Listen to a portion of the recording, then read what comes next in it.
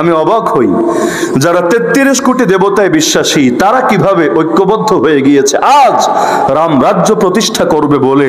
যারা এক রবে বিশ্বাসী ওই মানুষগুলো পারলো না ইসলামের ভূমি কায়েমের জন্য সকলে মিলে ঐক্যবদ্ধ হতে। কি বুঝলেন?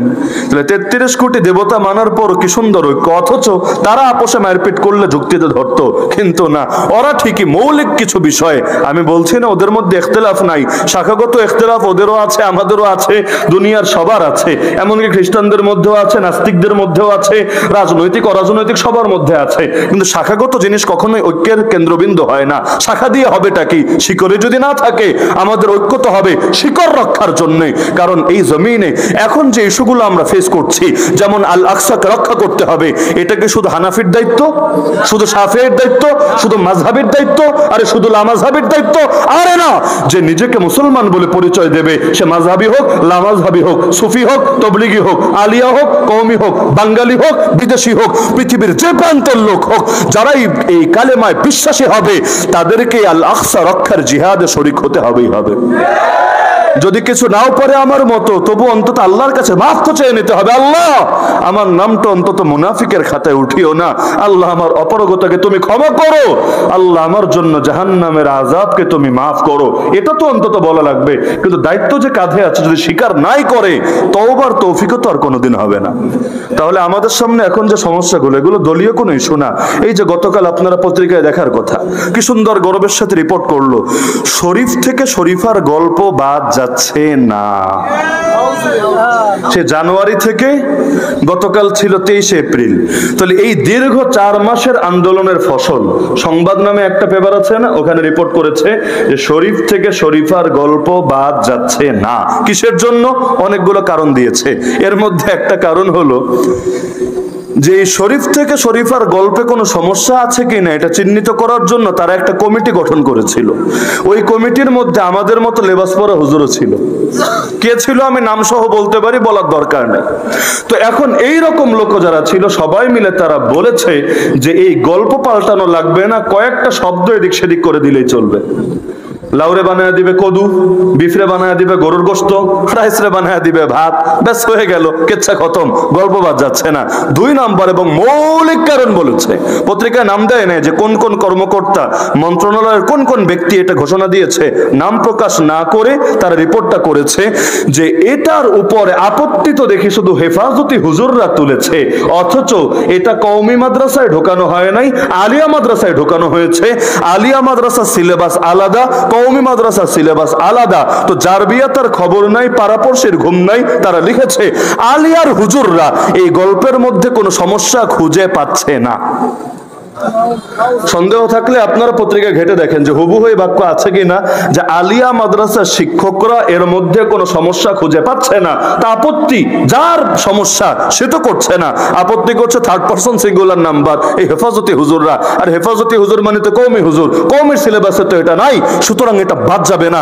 দেখে আমার এত আফসোস লেগেছে। আরো 2-3 মাস আগ থেকে আমরা চিৎকার করছি, চেঁচামেচি করছি যে এই যে পাঠ্যপুস্তকের অসঙ্গতি, এগুলো নিয়ে প্রতিবাদ করা শুধু আমাদের দায়িত্ব না। হ্যাঁ, তোমার ঘরে যদি আগুন লাগে নৈতিক দায়িত্ব হিসাবে আমিও ছুটে যাব আগুন নিভাতে, কিন্তু যার ঘরে আগুন লেগেছে তাকে তো আগে জাগতে হবে, আগে সচেতন হতে হবে। আরে তুমি আলিয়া মাদ্রাসায় শিক্ষকতা করো, তাতে কি? তুমি যদি প্রতিবাদ করো সর্বোচ্চ কি হবে? জবাবদিহির আওতায় পড়বা। আরে পড়ো না। আরে তোমার চাকরি চলে যাবে, আরে যাক না। আরে তোমার প্রমোশন আটকে যাবে, আরে যাক প্রমোশন আটকে, তাতে কি হয়েছে? সর্বোচ্চ জেলের ভাত খাওয়া লাগবে, সমস্যা নাই। কাশিমপুরে জেলের ভাত আমরাও খেয়েছি, একসঙ্গে মিলে ভাগ বাটোয়ারা করে খেয়ে নেব, এতে কি এমন লস হয়ে গিয়েছে? কিন্তু এই যে নিজের চাকরি টিকানোর জন্য, প্রমোশন নিশ্চিত করার জন্য, জবাবদিহি থেকে বাঁচার জন্য, নিরাপত্তাহীনতা থেকে রক্ষার জন্য গোটা একটা প্রজন্মের ঈমানকে হুমকির মুখে ফেলে দিলা। আরে আগামী দিন রবের সামনে দাঁড়াবা কোন মুখে? আলিয়ার কি কওমি এটা বিষয় না, কিন্তু বিষয় হলো আদর্শের পক্ষে যে লড়াই করতে জানে না সে নিজেকে কোন মুখে নবীর ওয়ারিস বলে পরিচয় দেয়, তার কি লজ্জা লাগে না? আল্লাহ নবীর জীবনের এমন একটা দিন দেখান যেই দিন তিনি বাতিলের সঙ্গে আপোষ করে নিয়েছিলেন, মার খাওয়া লাগতে পারে এই আশঙ্কার কারণে হকের কথাকে গোপন করেছিলেন। একটা দিন পারলেন আমাকে দেখান। মক্কার যুগে জিহাদ তো ছিল না, আলোচনা তো শুনলেন, খেলাফত ছিল না, ইসলামী বিচার ছিল না, নবীর বাহিনী ছিল না, রাষ্ট্রীয় ক্ষমতা, প্রশাসনিক ক্ষমতা কিচ্ছু ছিল না। কিন্তু এই মক্কার জীবনেও আল্লাহ নবী হক বলেন নাই, গোপন করেছেন। তাগুতের বিরুদ্ধে তিনি দুর্বার আন্দোলন প্রতিবাদ গড়ে তোলেন নাই, তিনি নিজের জবানকে সংকুচিত রেখেছেন। এমন কোন প্রমাণে আসমানের নিচে জমিনের উপরে কোন বাপের বেটা দেখাতে পারবে? তো মার সয়ে নেওয়া যায়, কিন্তু হক তো ছেড়ে দেওয়া যায় না। কারণ আগেই বলেছি, হকের জন্য সব ছাড়া যায়, কোনো কিছুর জন্য হক ছাড়া যায় না। কেন? হুজুর বাদ দেন, সাধারণ মানুষই, যেমন আসিফ মাহতাব উৎস স্যার, সবাই তো এখন সারা দেশটাকে চেনে।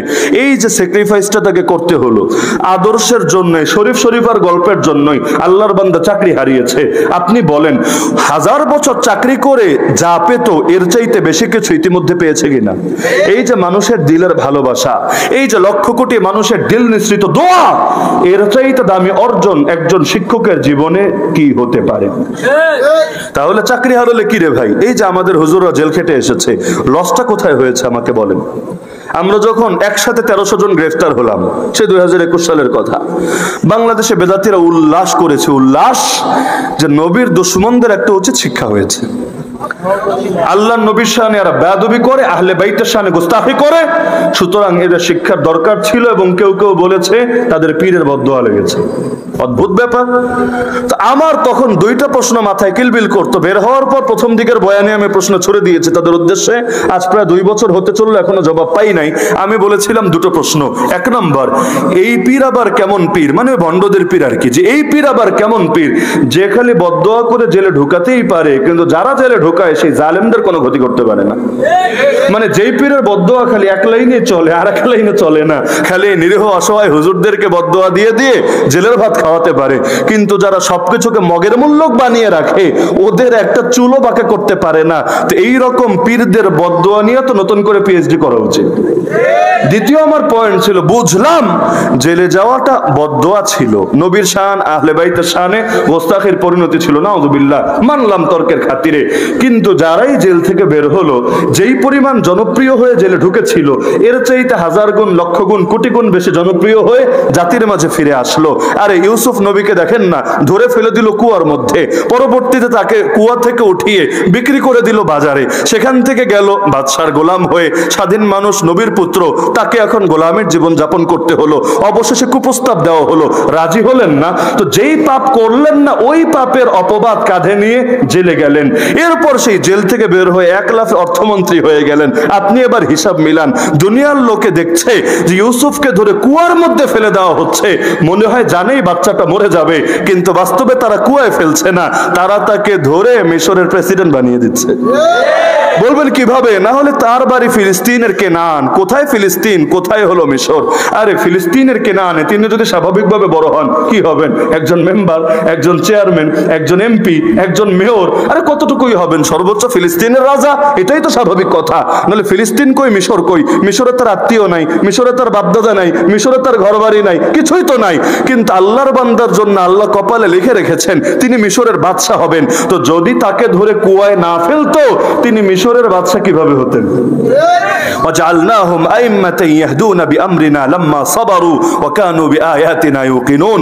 রবের কোরআন বলছে, আমি তাদেরকে নেতা বানিয়ে দিয়েছি, ইমাম বানিয়ে দিয়েছি, খলিফা বানিয়ে দিয়েছি তখন যখন তারা দুটো গুণের পরিচয় দিয়েছে। 1 নম্বর গুণ হলো সবরের পরিচয় দিয়েছে, মন ভাঙে নাই, আল্লাহর ব্যাপারে নিরাশ হয় নাই। কারণ ওয়ামাকারু ওয়ামাকারাল্লাহ আল্লাহু খায়রুল মাকিরিন। দুনিয়ার 2 পয়সার লোকেরা করে ষড়যন্ত্র, আল্লাহ করেন কৌশল, আর আল্লাহর কৌশল সর্বোত্তম কৌশল। আল্লাহর কৌশল যখন আসে, বাতিলের ষড়যন্ত্র টিকতে পারে না 1 মুহূর্তের জন্যও। তো এখন আল্লাহ বলেন, যখন বান্দারা সবরের পরিচয় দিয়েছে আর চূড়ান্ত বিপদে পড়েও আমার আয়াতের উপর ঈমান আর ইয়াকিন রেখেছে, আমি আল্লাহ ফলস্বরূপ তাদেরকে জাতির নেতা বানিয়ে দিয়েছে। এমনকি ইব্রাহিম আলাইহিস সালামকে সব জাতি মানে যে আমাদের পিতা, মুসলমানও বলে জাতির পিতা, খ্রিস্টানও বলে জাতির পিতা, মুশরিকরাও বলতো জাতির পিতা, ইহুদিরাও বলে জাতির পিতা। কেন?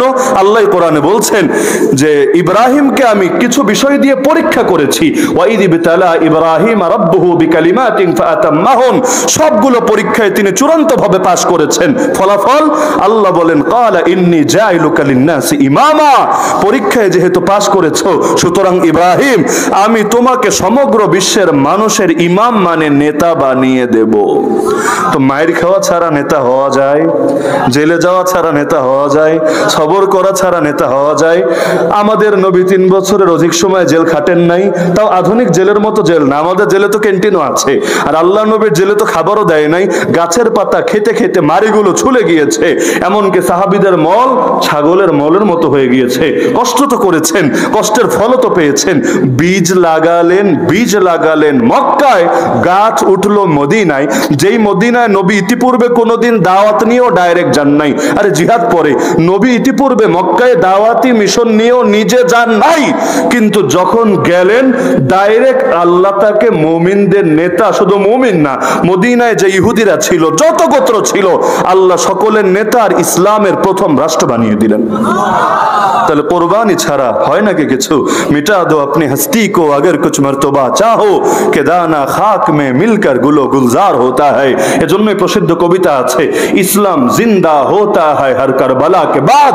কারণ কারবালার প্রান্তরে দেখা যায় হুসাইনের রক্ত ঝরছে, বাহ্যিকভাবে কাফেলা থেমে যাচ্ছে, কিন্তু না, শহীদের রক্ত কখনো বৃথা যায় না। যেই জমিনে শহীদের খুন ঝরে, ওই জমিন একদিন না একদিন ইসলামের ফুল ফোটাই ফোটে। সুতরাং বাংলার জমিন আমাদের ভাইয়েরা শাহাদাতের নজরানা ইতিপূর্বেও দিয়েছে, এখনো দিচ্ছে।